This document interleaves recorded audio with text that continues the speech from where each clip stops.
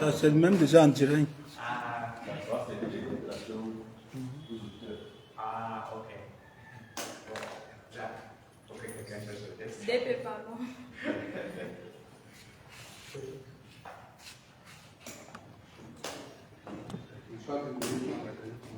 Yeah. Il est dans le groupe. Oui. À bord. Les pneus. Oui. Hey.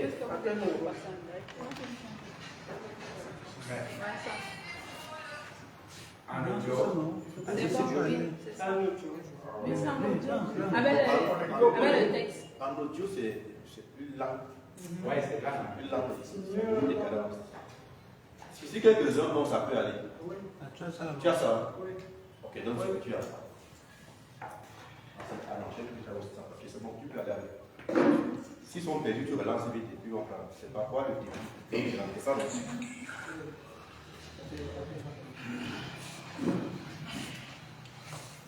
C'est bon?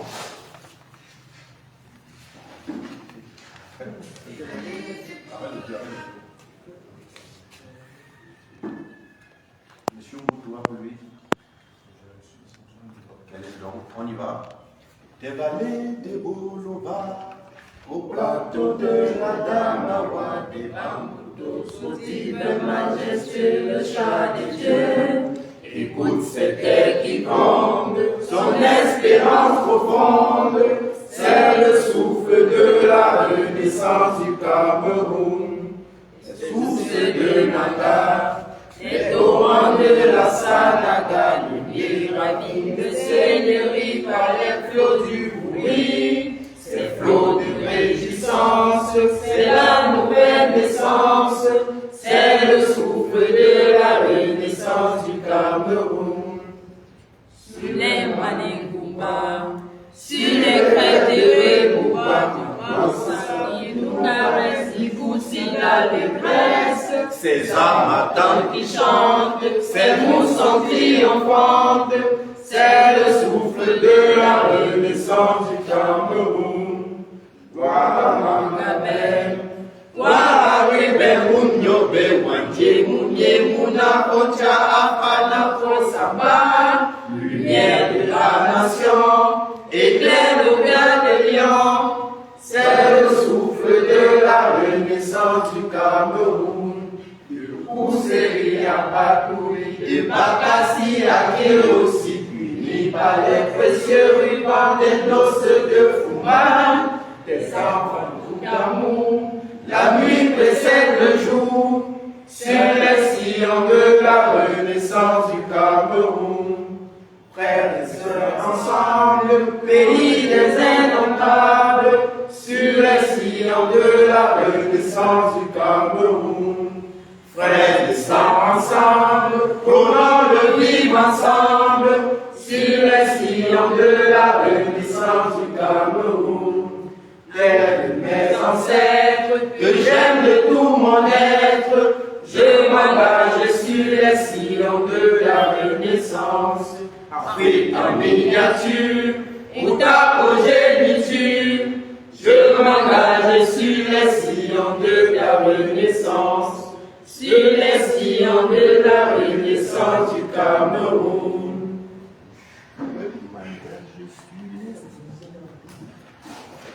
C'est pas grave. Merci, mesdames et messieurs.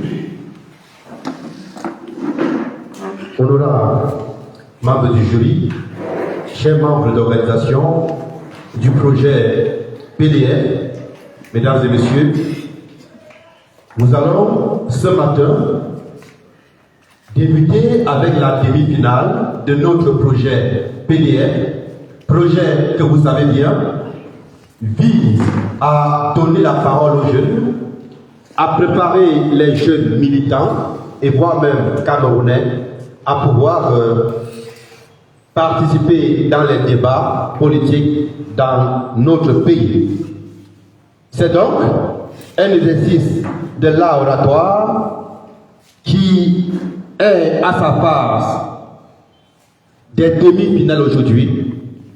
Nous avons 3 matchs aujourd'hui et 6 demain.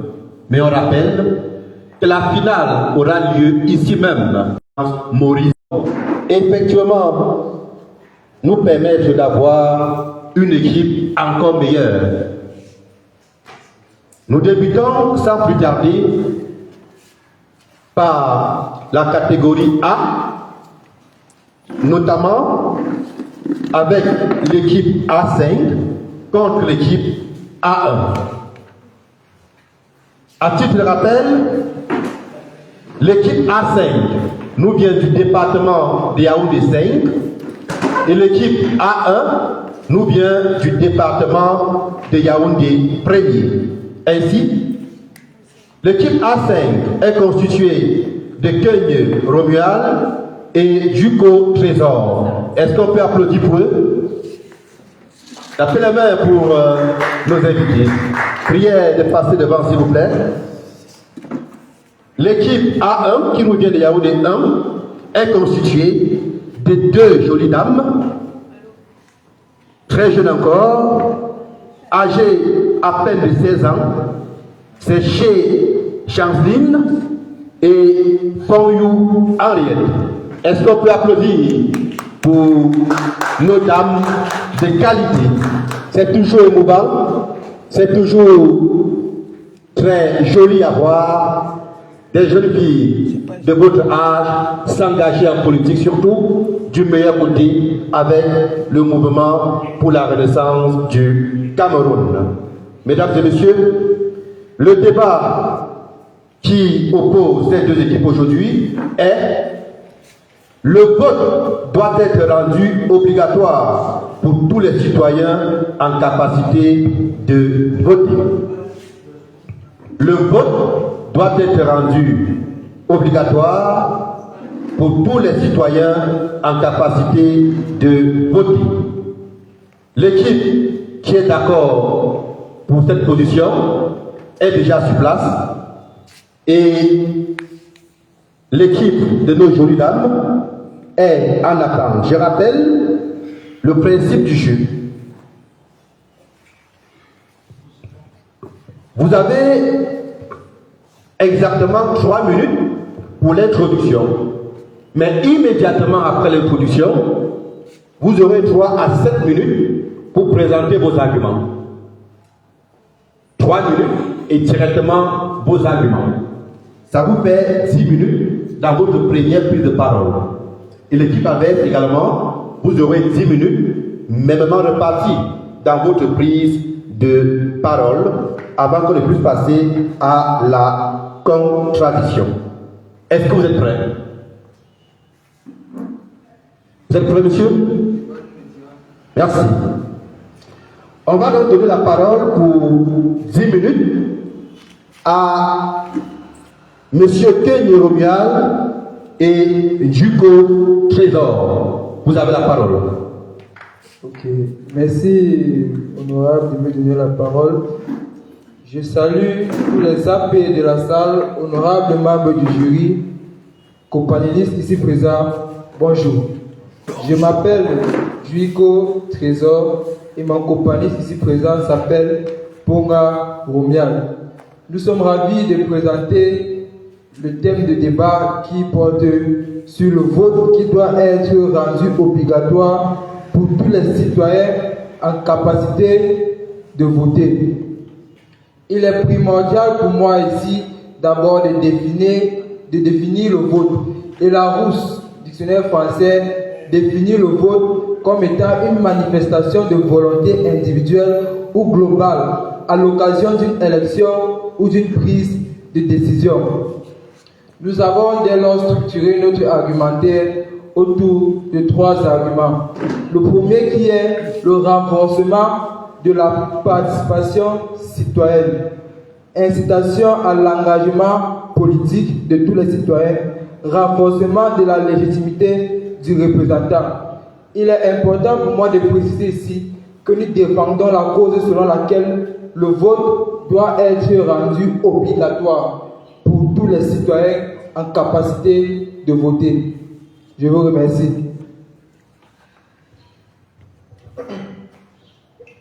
Tout d'abord, je commencerai par les salutations d'usage comme d'habitude.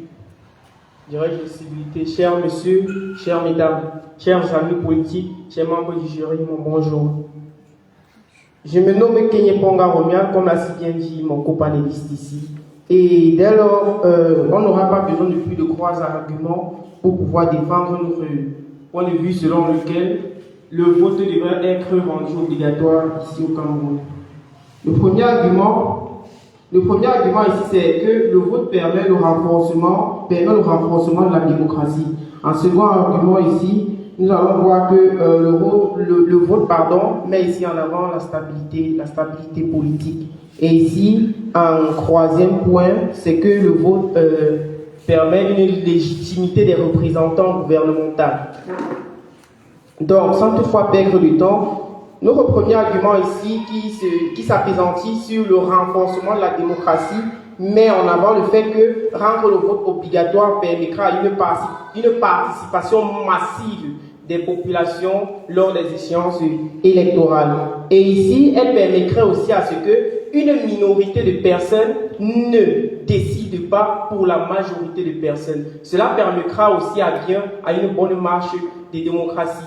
C'est dans ce même vent de pensée que François Roosevelt disait « La démocratie est le gouvernement du peuple, pas le peuple et pour le peuple ». Et dès lors, si la démocratie est le gouvernement du peuple, pas le peuple et pour le peuple, ça veut dire que le peuple doit décider de son avenir et de ses représentants. Dès lors, si les citoyens ne sont même pas d'abord en mesure d'aller choisir les représentants, ça veut dire que cette démocratie-là peut être mise en doute et cela dérangera les tensions, cela mettra en avant les tensions politiques.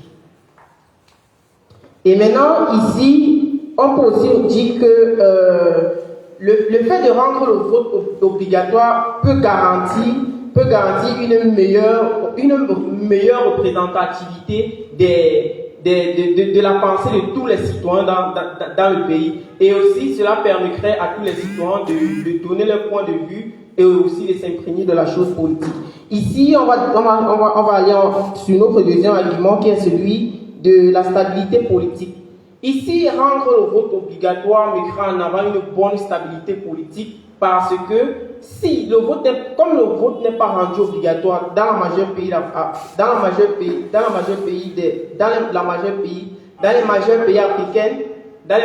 africains, par exemple ici là au Cameroun, le vote n'est pas rendu obligatoire et nous avons une instabilité politique constante et galopante. Et cela se justifie aussi du fait qu'une forte participation électorale permet à ce qu'il n'y a pas de problème, on ne peut pas remarquer de problème post-électoral. Il n'y aura pas beaucoup de problèmes post-électoral et pré-électoral. Donc ici, on va aussi noter que la stabilité politique met aussi en avant une légitimité des représentants d'un pays. Cela permettrait aussi à tous les participants d'une échéance électorale, peut-être ici dans le cas du Cameroun, de permettre à tout le monde de s'exprimer et de donner leur point de vue. Cela permettra à ce que nous ayons un représentant légitime dont le peuple a voté et dont le peuple a choisi. Cela aussi garantit une bonne démocratie. Et c'est dans ce même vent de pensée que Jean-Jacques Rousseau disait que un gouvernement légitime est un gouvernement qui a été voté par la majorité. Dites-vous que, on va prendre un exemple très simple. Ici, peut-être au Cameroun, je vais faire une anecdote très rapide. En 2018 ici, on comptait, les statistiques le prouvent que nous sommes à plus de 28 millions de Camerounais. Et dès lors, aux élections, nous sommes à 15 500 000 en montant de Camerounais en âge de voter, donc 20 ans et plus. Nous sommes à près de 15 millions. Et dites-vous que sur les 15 millions, Aidé Camara une liste publique en 2018 dans lequel il mentionne que sur les 15 millions, il y a sur les 15 millions en âge de voter, de 20 à 35 ans. De 20 à 35 ans, les gens qui sont de 20 à 35 ans représentent 7 millions. Dans les 15 millions, ils représentent les 7 millions. Le reste, c'est à partir des 45 ans, 50 ans, 50 ans et plus. Dites-vous maintenant que dans ces données qui ont été présentées au grand public, on a peut-être un candidat qui obtient moins de la moitié de ces 15 millions-là. En plus, on peut noter ici que la jeunesse qui représente la plupart de ces 15 millions-là, le jour même des élections, il y a seulement 7 millions de personnes qui sont parties voter. Et dès lors, ici, on a eu, les statistiques disent que sur les 7 millions au total qui ont répondu présent le jour du vote, on a eu 2 millions sur les 20 à 35 ans, on a eu 2 millions de votes. Et sur les 35 ans et plus, on a eu 4 millions de votes. Donc, ça veut dire que si c'est que la jeunesse elle-même ne s'imprègne pas de la chose politique en allant voter, cela sera difficile, comme on l'a si bien vu après 2018, tout ce qui s'est passé, l'instabilité politique qui s'est passée. Et de là aussi, je vais chuter dans notre second argument qui met ici en avant que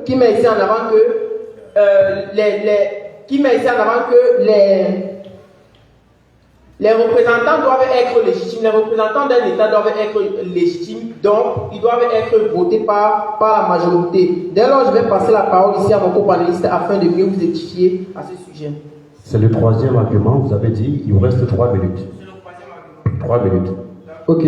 Et ce qui est du troisième argument, qui est de reinforcing the legitimacy of the leader. If all Cameroonians vote, this will strengthen the legitimacy of the leader and ensures a better representation of the people. We are in democracy, and we often say that in democracy, the people, we often talk about the sovereignty of the people. Sovereignty is nothing but the power that the people gives to the authority. If you are in a democratic country and you are in an authority, all your power comes from the people. And I want us to analyze this together. Increasing the number of participants enables less vote. Increasing the number of participants enables less voting and fraud, and equally reduce voting contestation. Imagine in a class of 100 students, and imagine a class of 1 student has to vote for a particular delegate, and if among the 100 students 40 decide not to vote, and there are 10 candidates that actually that 10 candidates for the class delegate, and if among the 10 only 7 people vote for the elected class delegate, the other votes are being dispatched to the other candidates. Will you truly stand before the class and say that you are truly a representative of the class, truly a class delegate of the class? No, because when information from the administration will come to you and for you to pass it to the students, maybe about mopping the floor, be sure that the students that did not vote you will tell you to go and return to the people that voted you, for you to actually, because you do not express the legitimacy of the people. Thank you. Merci. Nous passons la parole à Mademoiselle Ché Charline et Ponyo Henriette. Le vote doit être rendu obligatoire pour tous les citoyens camerounais en capacité de voter. Elle pense totalement le contraire de leur adversaire. Vous avez, mesdemoiselles, c'est bon. Quelle minute? Ouais. Pardon?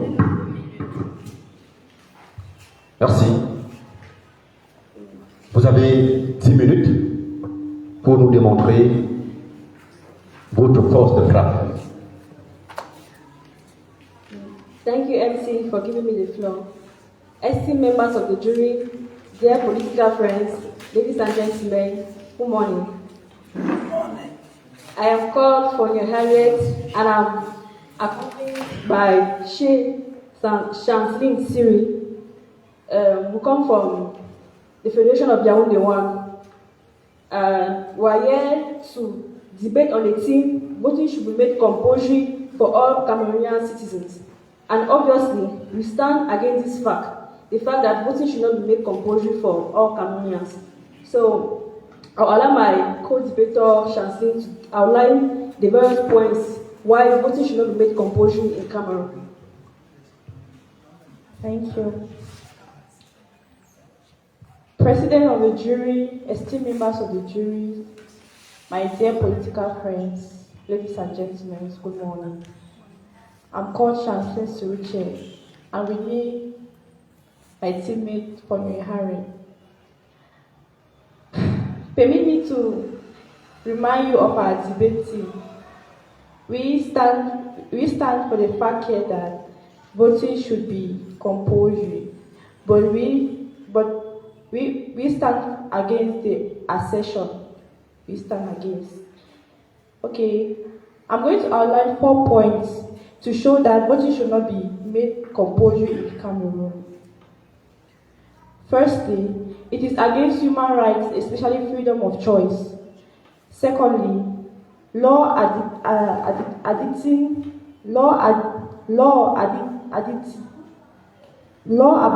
citizens risk criminals procedures. We have, thirdly, it is against democratic principles. We have, there is random voting, what is known in Australia as donkey ballots, in quotes. I will now give the floor to my teammate to outline this, to explain more, or to brief you more about these 4 points. Thank you. Thank you. Concerning the first point, why voting should not be made compulsory in Cameroon, we have voting constitute a violation of human rights, particularly the rights of freedom of speech. I explain. By asking people to vote obligation, it becomes an obligation. It's no longer, you're no longer free to vote who you want to vote. So I think the freedom of speech, or the freedom to choose becomes an obstacle, because many people that don't want to vote, they'll be forced to vote, because it might lead to a penalty if you don't vote. So people will prefer to go and vote, leaving empty ballots or voting the first name on the list, because they just want to vote and be free from it. So I think making a voting obligation in Cameroon should not be a good idea. And secondly, why voting in Cameroon should not be obligatory is because voting contradicts the principle of democracy. A country like Cameroon, that is a democratic country, if they are imposing these votes on its citizens, it may perceive as an authority. So I think citizens should be unable to fulfill the obligation. Citizens should not have the obligation to vote, because if you're being obliged to vote, you're being asked to vote forcefully, it becomes dictatorship. It's no more democracy, because democracy stands for freedom of speech for the people. Yeah, something like that. Sorry. So I think leaving people to vote. So I think people should not voting should not be compulsory in Cameroon, because Cameroon is a democratic country, and if we are forcing people to vote, we may instead be on dictatorship instead of democracy. And thirdly, why voting should not be compulsory in Cameroon, we have voting may lead to random voting incomes. Like she rightly said, we have in Australia what we call donkey ballots. Donkey ballots illustrate the potential of voting randomly. Like candidates without due considerations often vote the first name they see on the list, or they might just go and vote and leave empty ballots because they want to vote because they say it's obligatory. So instead of obliging people to vote, I think it's not going to help in the betterment of elections. I think the voting should not be compulsory. And lastly, why voting should not be obligatory in Cameroon is the criminalization of law-abiding citizens. Historical data from previous elections in Cameroon indicates the general lack of interest in voting. For instance, let's take the presidential elections in Cameroon. You have less than 6 million Cameroonians participated in the last voting elections. And despite the potential electorates of which we have more than 15 million people.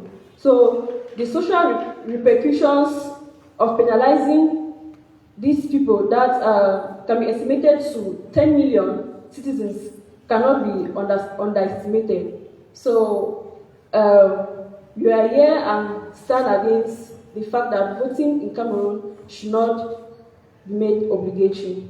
Thank you.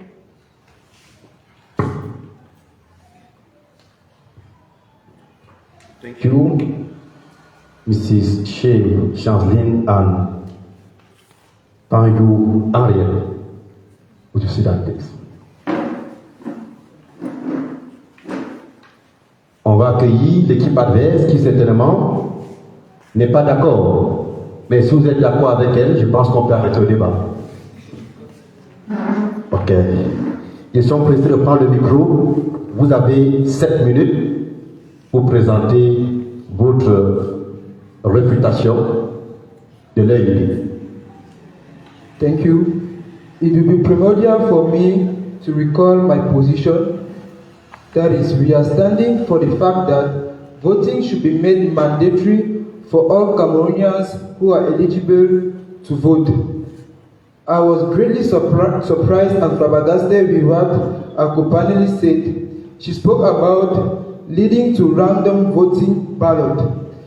I want to let her understand that in our context, Cameroon, when elections come, there is a massive sensibilization, and you can never have a case of random voting, because according to the electoral law, which stipulates that, let me read, according to Article 87, alinéa 1, qui énonce: la campagne électorale est ouverte à partir du 15e jour précédant le scrutin. Elle prend fin la veille du scrutin.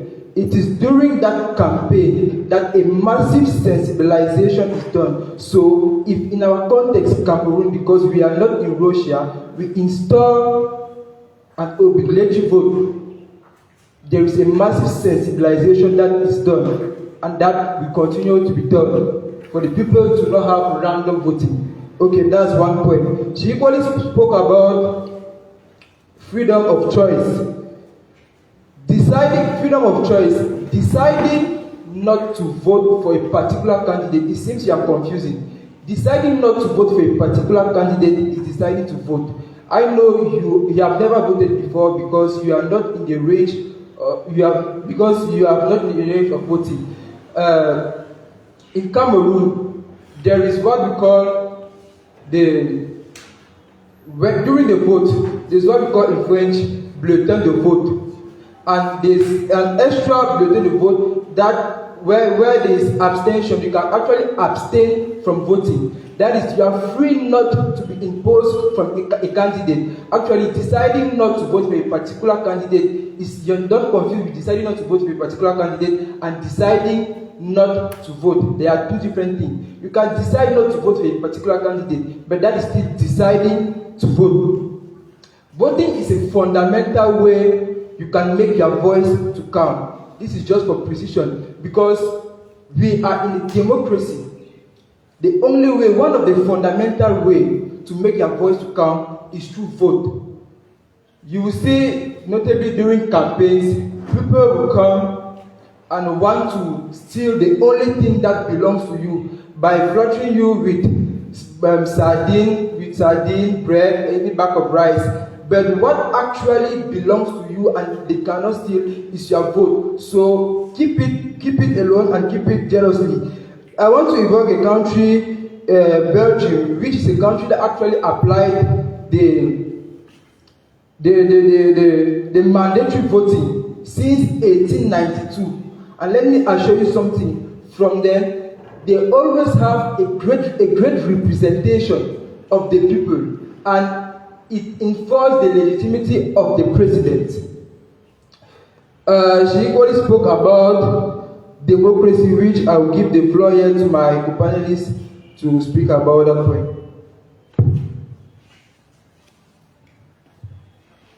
Il vous reste 3 minutes. 3 minutes. Je pense que la dame ici, elle a évoqué le fait que rendre le vote obligatoire serait une violation des droits de l'homme. Mais laissez-moi vous dire aussi que le vote, hormis d'être un droit, c'est d'abord aussi un devoir. Donc, si on va prendre le vote, si on va prendre l'obligation d'aller voter comme du côté juste du droit, c'est se mettre le doigt dans l'œil. Parce que voter, c'est aussi un devoir, c'est un devoir citoyen. Prenons un cas d'exemple. Vous allez voir des jeunes aujourd'hui vous dire que on a les diplômes, on a tout et tout, mais on ne mange pas. L'inflation est galopante. Mais que faites-vous si vous n'allez pas voter? Pourquoi toute cette plainte si on ne fait rien? Octobre arrive bientôt ici au Cameroun. N'allez pas voter. En janvier 2026, vous allez voir des jeunes dire on a des diplômes, on a tout et tout et tout, se plaindre, toujours se plaindre. Pourquoi ne pas choisir un candidat, donc le programme politique, donc on se voit dans son programme politique, le voter et essayer de l'accompagner pour pouvoir l'aider à assouvir nos besoins. Parce que laissez-moi vous dire que le fait de voter aussi, c'est d'abord un avantage individuel avant d'être national. Vous avez aussi évoqué le fait ici que c'est contre la démocratie. Je rappelle encore ici la définition de la démocratie selon François Roosevelt.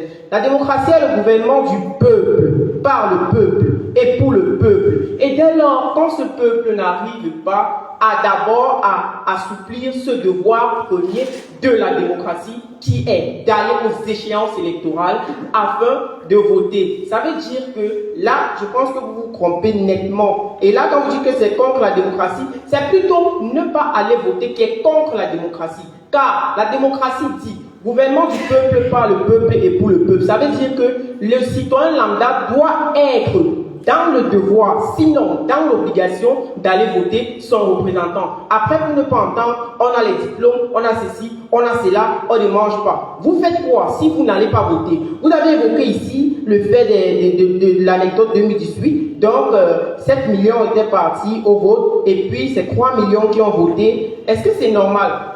Sur 28 millions de Camerounais, donc près de 13 et poussières sont en mesure de voter, il y a 3 millions qui décident plus de 28 millions. Est-ce que c'est normal? Vous avez pris cet exemple dans le cas où on devait mettre cela en avant. Mais plutôt, laissez-moi vous dire que c'est plutôt alarmant parce que 3 millions de personnes ne peuvent pas décider pour 28 millions. Alors, s'il faut les forcer, laissez-moi vous dire que le fait de mettre en obligation, le fait d'aller voter, peut aussi et va réveiller l'engagement politique.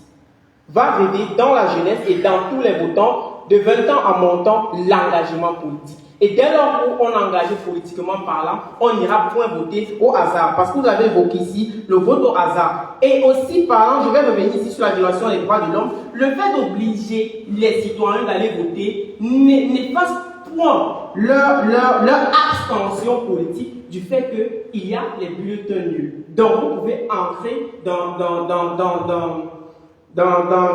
les urnes et puis vous prenez le bulletin nul. Donc le bulletin nul ici, je vais expliquer ici. Le bulletin nul ici, c'est un bulletin dont vous n'avez choisi aucun des candidats. Vous pouvez partir, ne choisir aucun des candidats. On ne vous force pas. On veut juste que vous votez. Parce que le fait de ne pas voter, parce que le fait d'aller choisir le bulletin nul, c'est aussi l'action de voter. Merci de conclure en 10 secondes. D'accord. Et ici, j'aimerais aussi que nous revoyons un peu ceci. Je pense que, madame, vous êtes... Parmi vous deux, ou parmi nombreux ici dans la salle, vous avez peut-être 20 ans. Bon, dites-vous que vous parlez ici là du fait de voter au hasard. Pensez-vous que si on met le vote obligatoire, allez-vous aller voter au hasard? Je vous remercie. Merci également pour votre intervention. L'équipe adverse, vous avez 7 minutes pour déconstruire les arguments que Kenya Romial et Djuko Trésor ont énoncé tout à l'heure. Chez Chanceline and Panyou Henriette, have the floor. Thank you. Okay, to add to our points, we had our opposite teammates. I would like to stand again here for the fact that voting should not be compulsory. Sorry. I like to start with the fact, we still start with the fact here that voting should not be compulsory here in Cameroon. I heard our colleague, teammates, opposite teammates, he said about democracy for the people. So when I heard that, that's what I summarized. To summarize, or that's what he meant, democracy for the people. And he also mentioned he has the right to voice. That is, it helps you to be known in the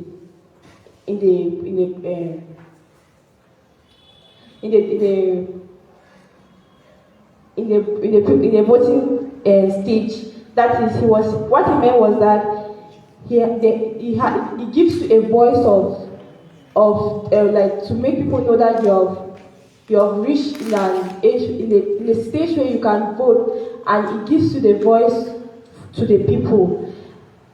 But according to me, it doesn't give enough stability, like enough sense. It doesn't make enough sense in it, because going in for votes, you need to know you need to know where you're going in, what you're going in for, or who you're voting for. Voting does not mean you just go and vote just because you want to vote. That is why we say it is not meant to be compulsory. Voting is not meant to be compulsory, because to vote is something, is your choice. It needs to be your choice. You don't go in for voting because that made it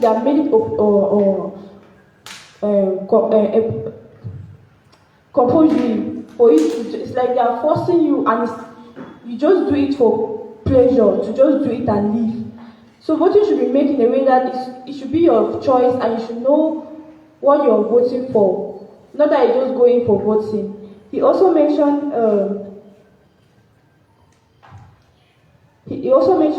reducing voting considerations, that is, and political stability. Political stability doesn't mean that you must be politically. You must have politics in you before you go in for voting. He said in a class of 100 students, he said an example, in a class of 100 students, you will see that the majority wins the vote. Yes, the majority can win the vote, but it depends on what the majority know about what they are doing. Because in a political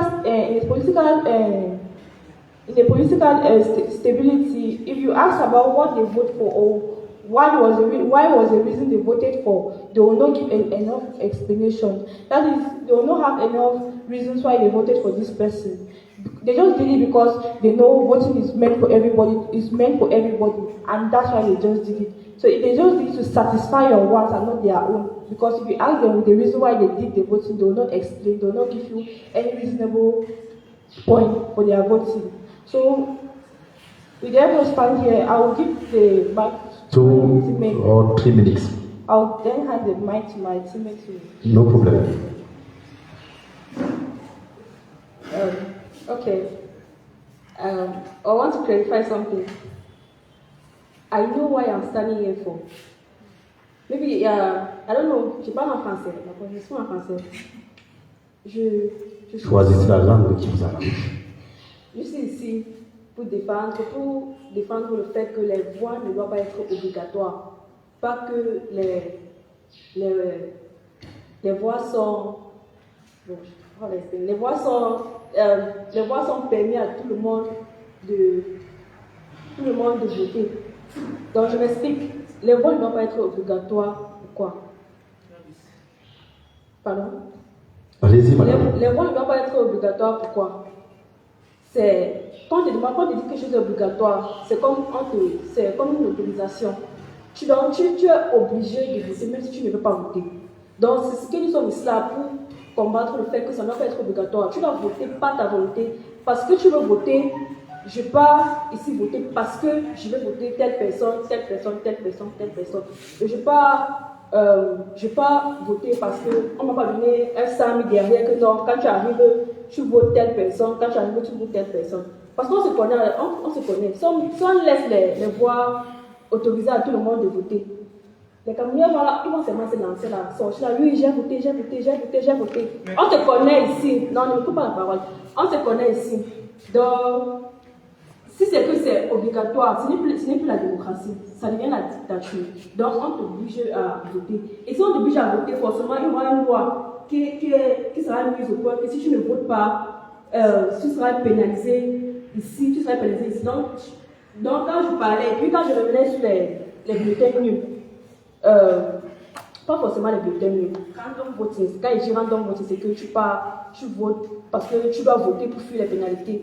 Tu peux arriver, tu vois le premier nom, c'est ça qui t'intéresse, prochainement tu votes. Tu peux arriver, tu ne veux pas voter, tu mets un bulletin nul parce que tu es obligé de voter pour fuir les pénalités.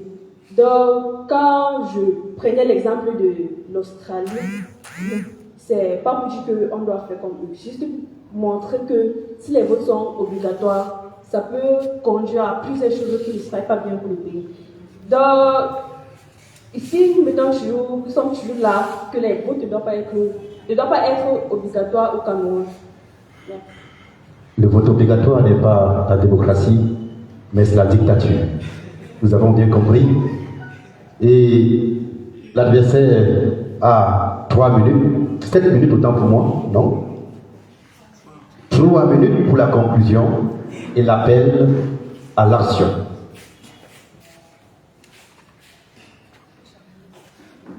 Trois minutes pour la conclusion et l'appel à l'action.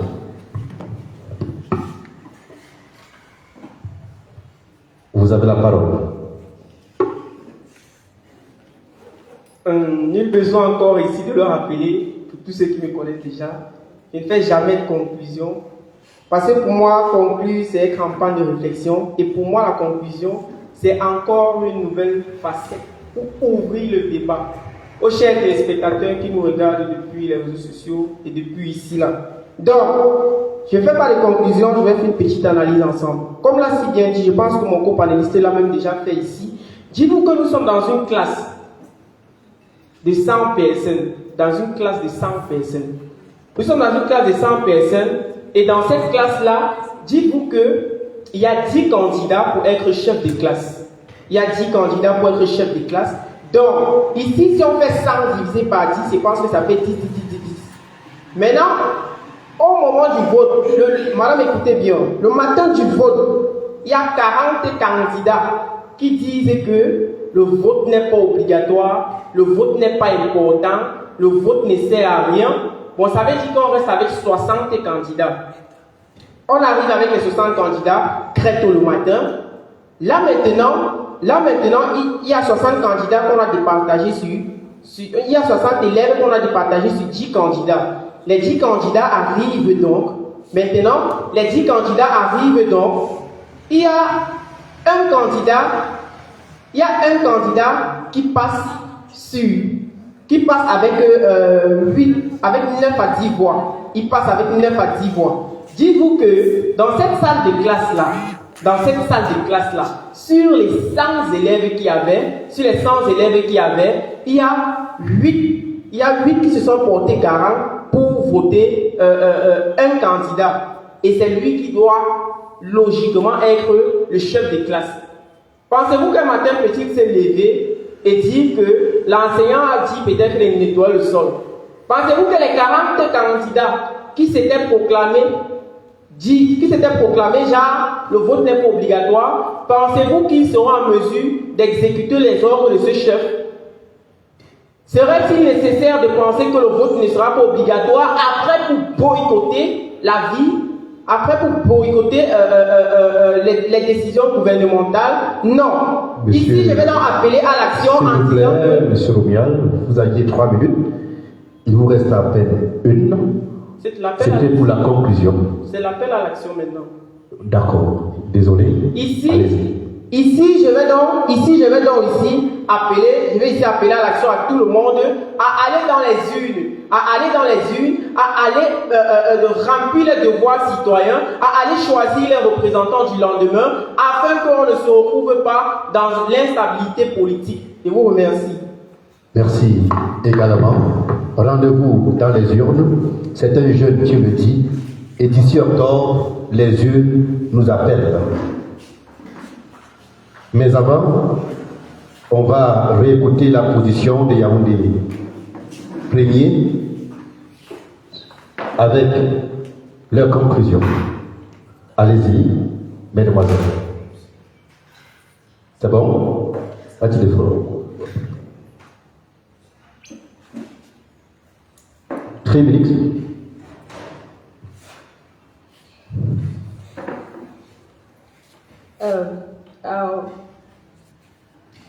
We are here to stand against the fact that voting in Cameroon should not be made obligatory. And we highlighted 4 points to defend our team. Firstly, we had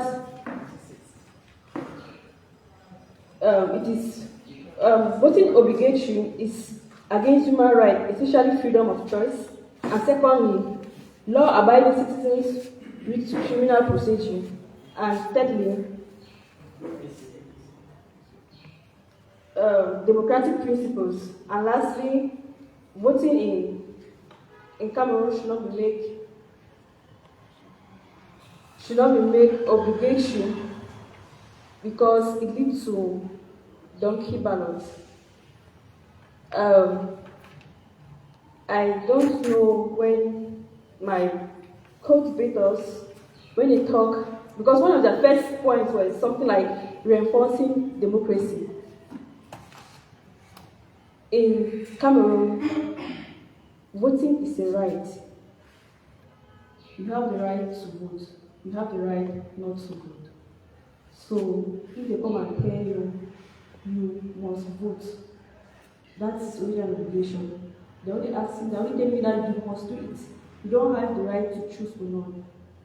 So I think voting in Cameroon should not be made obligatory because it violates human rights. It instigates dictatorship instead of democracy. Thank you. Thank you également. Vous avez encore 30 secondes, mais si vous nous faites cadeau, nous vous disons merci. Merci également. Merci d'applaudir pour ce premier débat très heureux.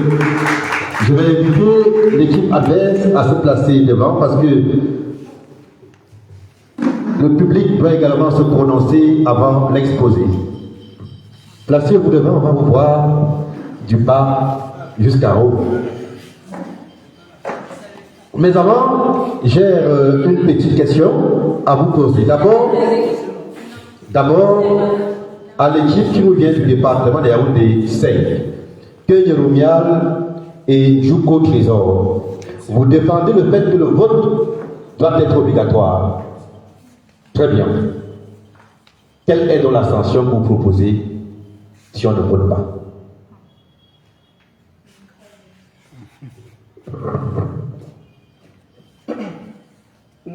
Rebonsoir encore à tous. Monsieur, d'abord, merci pour la question. C'est une question très pertinente. Ici, moi et mon co-panéliste, nous pensons que la sanction qui peut être peut-être infligée à ceux qui ne partent pas voter peut être directement celle de diminuer peut-être sur les salaires un petit cru. Diminuer sur les salaires. Bon, on va les toucher financièrement parce que je sais que... Très bien. Moi, par exemple, je ne travaille pas. Je suis chômeur. Qu'est-ce que tu feras de moi? Pardon? Je ne travaille pas. Je suis chômeur. Tu vas diminuer quel salaire alors que je n'en ai pas? On ne va pas prendre en considération vos plaintes. Donc, on ne fera rien. On ne va pas prendre en considération vos plaintes juste, monsieur.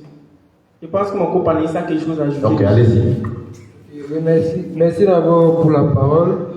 C'est une question très pertinente, je tiens d'abord à le préciser. Et je pense qu'on peut prendre la même logique de l'Australie.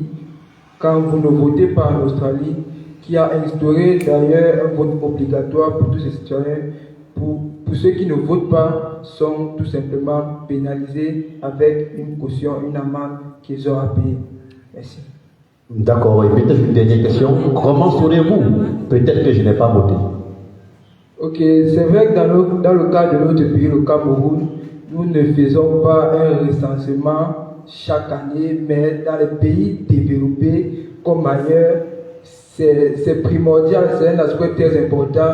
Et dès lors, le gouvernement est en contact, il connaît le nombre de citoyens, également le nombre de migrants. C'est alors, sur ce fait, qu'il peut connaître ces personnes qui ont voté et qui n'ont pas voté. Merci, merci. Vous n'avez peut-être pas encore l'âge de voter parce que vous êtes âgé de 16 ans et légèrement plus. C'est vrai que nous avons les registres dans les bureaux de vote, n'est-ce pas? À la fin, il suffit de vérifier qui n'a pas signé en dessous de son nom. Merci pour votre départ. Merci aussi à vous. Passez le micro à nos charmantes demoiselles. Très ravissantes de vous voir en politique. Je suis tellement content que je ne sais même pas quelle question facile vous poser. Vous avez défendu le fait qu'on n'est pas obligé d'aller voter, c'est ça? Bien sûr. Oui, mon anglais n'est peut-être pas parfait, mais je voudrais demander, if the day to vote the president, par exemple, if nobody go to vote, what do you do? Nous sommes le jour du vote. Le vote n'est pas obligatoire. Et le jour du vote, personne ne va voter. Que devient le pays? Qu'est-ce qu'on fait? Donc, merci pour la question. Merci pour la question.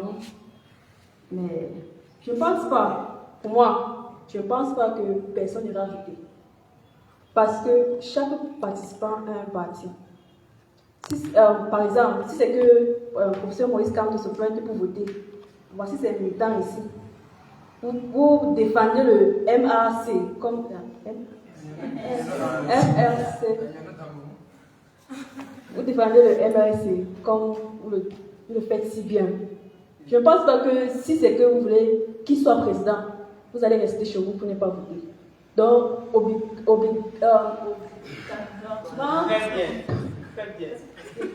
Allez-y, madame, mademoiselle. Elle parle bien de ceux qui sont militants, pas de tout le monde. Allez-y. Les militants du MRC vont aller voter pour leur président, afin qu'il soit président. Pareil pour les autres partis. Donc je ne pense pas que si le jour du vote, il y aura personne, si il y a quelqu'un pour voter, donc je ne peux pas croire à ce phénomène-là parce que c'est carrément impossible. Elle ne peut pas croire à ce phénomène et je vous prie d'applaudir les deux équipes qui se sont bien défendues, je crois. Mais maintenant, il faut bien décider. Je rappelle, d'après les règles du jeu, en sortant d'ici aujourd'hui, nous aurons le vainqueur pour la finale, ou bien l'équipe gagnante. Pour l'instant, on ne sait pas si c'est à gauche ou à droite, parce qu'il y a également l'exposé qui arrive. Mais d'abord, uniquement sur le débat, est-ce les dames ou ces jeunes hommes qui ont remporté? Ce n'est plus possible les deux. Ce n'est plus possible parce que c'est l'élimination directe.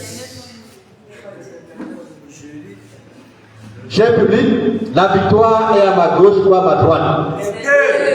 Les deux. Je pense que le jury devra donc faire le travail. Vous avez une idée de ce que le public pense, cher membre du jury. Je n'aimerais pas être à votre place lorsque je vois la difficulté de faire un choix pour des jeunes qui sont très bien battus ainsi, surtout qui ont à peine 17-18 ans. J'espère que vous avez tenu compte. Je vais également vous donner la parole pour maxi 5 minutes, s'il vous plaît. Maxi 5 minutes pour les appréciations afin que l'Assemblée puisse en bénéficier. Merci. Thank you, Mr. MC. I want to make observations as usual. As far as presentation is concerned, I think both the two teams they respected the presentation format of PDF challenge. However, we have protocol. For example, the team of Mr. Trésor and Romeo, c'est ça, non? Romeo. Vous n'avez pas respecté le protocole. La présentation, très bien faite. Comme je dis souvent, le protocole est très important. Quand vous commencez, c'est-à-dire vos salutations, comme vous-même vous avez dit, je dis souvent, il faut toujours commencer par le jury. Parce que c'est le jury qui est le patron, le boss. Ici, c'est le jury. Il faut toujours commencer par le jury. Les autres viennent après. S'il y a le président du jury, comme il y en a aujourd'hui, il faut commencer par la salutation par le président du jury, membre du jury, avant d'aller ailleurs. Et maintenant, toujours concernant c'est-à-dire la forme, vous avez bien votre équipe, vous avez bien défendu. Plus j'ai vu la confiance, vous avez la confiance. Contrary to your adversaries, they do not have the confidence that you had. Constantly, they kept repeating I'm talking to you, the two of you. You kept repeating your arguments. When you give one argument, you don't need to come back again to repeat it. And there is one thing, the choice of your words. You are supposed to say freedom of choice. You say freedom of speech. When somebody decides not to vote, that is a violation to human rights, especially freedom of choice, no freedom of speech. Where is the speech coming from? So your choice of words, you had a problem. However, I'm going to ask you, the two of you, a question. What is the difference between authoritarian rule and democracy? The same as the team of Mr. Trésor. I found out that you base your argument on legitimacy. The legitimacy, you forgot the legality part of it because you gave an example. A school prefect who is supposed to be voted with 100 classmates. At the end, if only 10 persons vote for him or for her, it means he's not legitimate. Where is legality? I'm taking the example. You said you will not respect him. I want to take the example of Cameroon. Again, your statistics were not perfect. You are not good. You said 6 million voted during the 2018 presidential election. Not even up to 4 million. Not even up to 4 million persons voted. So I want to come back to my question. Mr. Biya was voted 2018 with 1 million, something like 600 votes. That is legality. He has been ruling the country for 17 years. Have you seen people, have you seen Cameroonian citizens not respecting him? That's the question.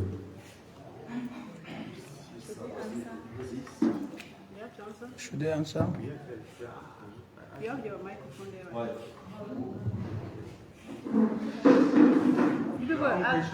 You will both ask questions, right? Okay. Even between authoritarian rule and democracy. Different between authoritarian rule and democracy. What is the difference between authoritarian rule and democracy? Please. Thank you for the question. When we talk about democracy, it means you're free. You have freedom to do whatever you want to do. And when they talk about authoritarian rule, is you do something under authority. You're being asked to do something and you must do it. It's an obligation that you do it. Because if you don't do it, you have a penalty for that. Yes. Okay, thank you once more for the question. I think that for the legality of President Paul Biya, it can actually be questioned. And for the legitimacy, it is not legitimate. Why? Because for a population of approximately, from the National Institute of Statistics, who gave an approximation of 29 million citizens, and if among the 29 million citizens, only 1.5 million vote you, I don't think it is legitimate to the people. You cannot stand before the people and say you are the choice of the people. No, you are the choice of those 1 million people that voted you, but not the choice of the whole Cameroon. And on the legality, it can actually be questioned. Thank you. Merci également. Une question ou bien une appréciation, madame? Ça va, ça va-t-il? Yeah, thank you. Thank you very much. I will start by appreciating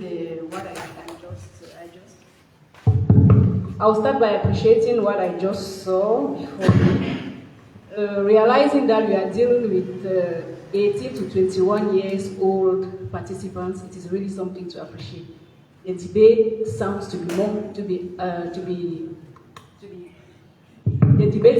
to be over that range of age, 18 to 21 years. I will appreciate the way you people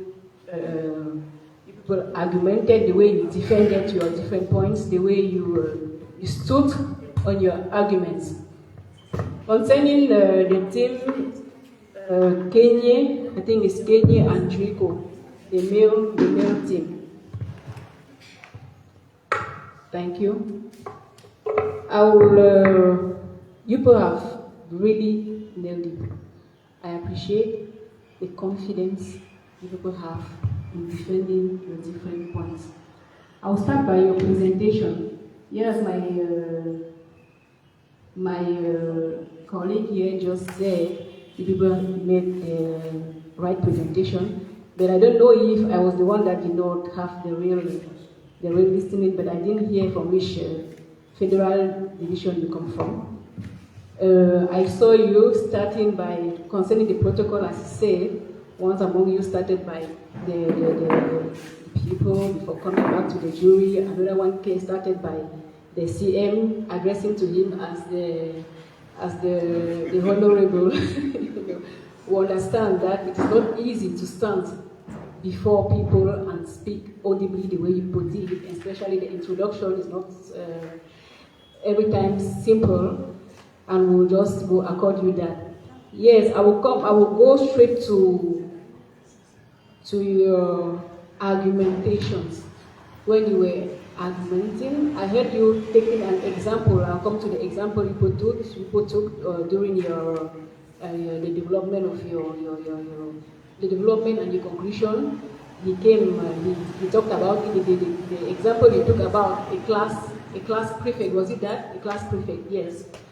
I don't think it was a very good example because, as he said, we take an example of Cameroon.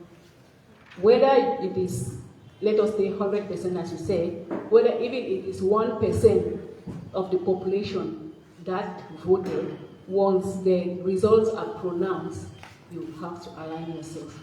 We took that example. Yes, Mr. Biya had been voted, and in 2018, the CRM claimed his victory had been stalled. But once the Constitutional Council had pronounced the result, does it mean Cameroonians are not respecting whatever rule is passed out in Cameroon? No.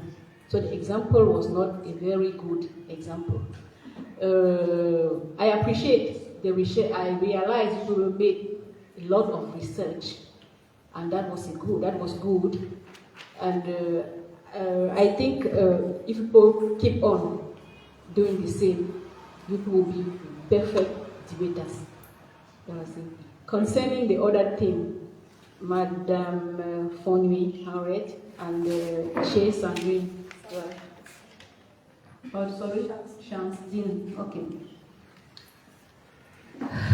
You still have much to do. You still really have much to do, you know. I appreciate the courage.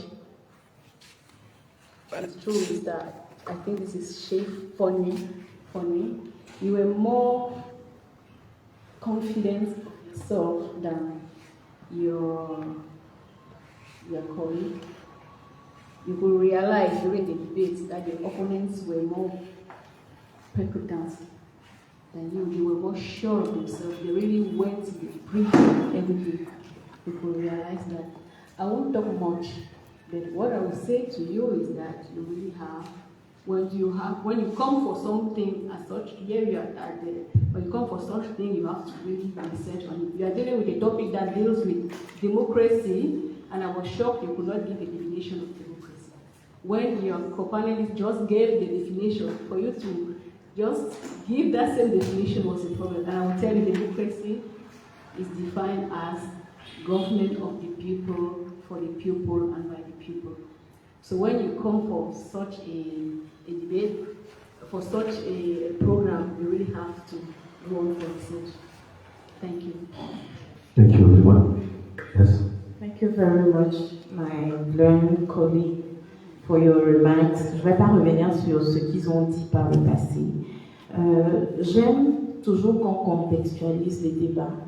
J'apprécie votre montée en confiance parce que j'ai assisté par le passé à vos débats précédents. Je peux dire que vous avez grandi en confiance, c'est bien pour votre âge. Donc félicitations pour les efforts que vous faites. Je suis sûre que vous allez quelque part. Je vais m'adresser à l'équipe qui était pour le vote obligatoire. J'aurais aimé qu'on contextualise en, par exemple, donner l'exemple des groupes extrémistes qu'on a au Cameroun. Nous avons les crises au nozo. Est-ce que le fait d'obliger les gens à voter n'allait pas réduire ou bien rendre les résultats plus modérés et plus représentatifs? Donc ça pouvait être un argument pour vous. Qu'est-ce qui nous dit que ceux qui sont en train de faire la guerre au nozo là ont eu la possibilité de voter? Peut-être que si c'était obligatoire, ils allaient se trouver dans une position où ils sont... Voilà, donc ça c'est un argument que je pense qu'il fallait prendre en compte, ça allait nous ramener dans notre contexte. Et puis, pour ne pas revenir sur ce que les autres ont dit, for the second thing, I think you would have held on the fact that implementing or making the vote obligatory, against them, you could hang on the fact that implementing or managing sanctions for non-voters in a context like this, you choose Belgium, you choose some context where it works well, but you could have, held on the fact that in a context where the institutions, that the citizens don't even trust our institutions, so how do we implement sanctions for those, for the non-voters?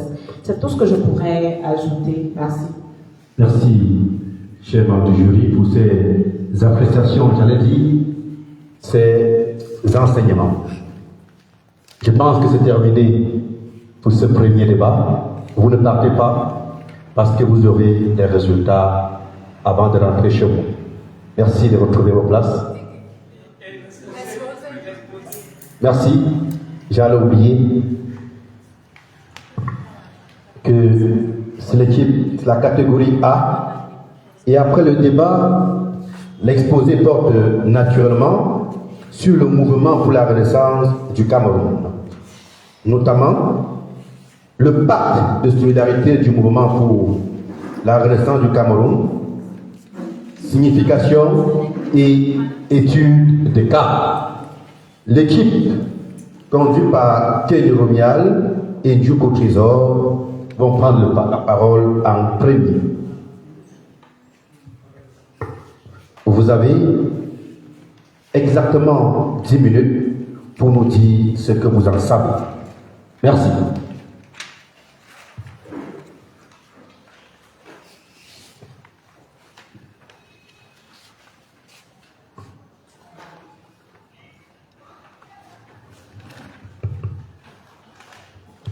Si vous n'êtes pas prêt, l'équipe adverse peut commencer.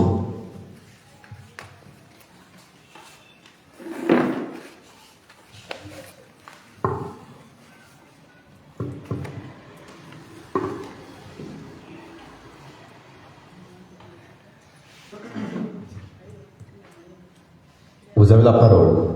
Une fois encore de plus, bonsoir à tout le monde. Moi, c'est Ken Ponga Romial. Mon companiste ici présent, c'est Duco Trésor. Ensemble ici, nous allons vous faire un exposé sur le pacte de solidarité du mouvement pour la renaissance du Cameroun.